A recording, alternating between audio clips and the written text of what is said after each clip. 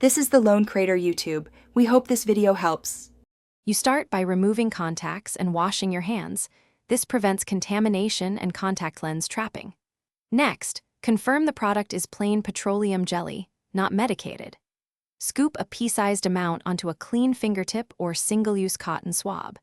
Gently pull your lower eyelid down and, once steady, dab a very thin line along the lash base, not inside the eyeball, to coat lashes and protect the lid margin. Make sure the layer is thin to avoid heavy transfer.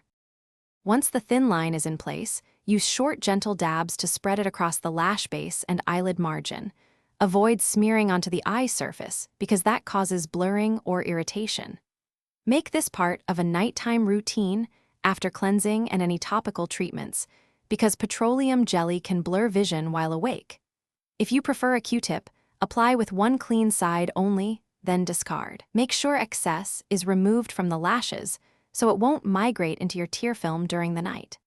To finish, gently blot any excess with a tissue and keep eyes closed briefly to let the jelly settle. Wait 15 to 30 minutes before inserting contacts to avoid trapping residue. Monitor how your eyes feel. Mild smudging is common, but burning, persistent redness, or decreased vision means stop immediately and contact a clinician.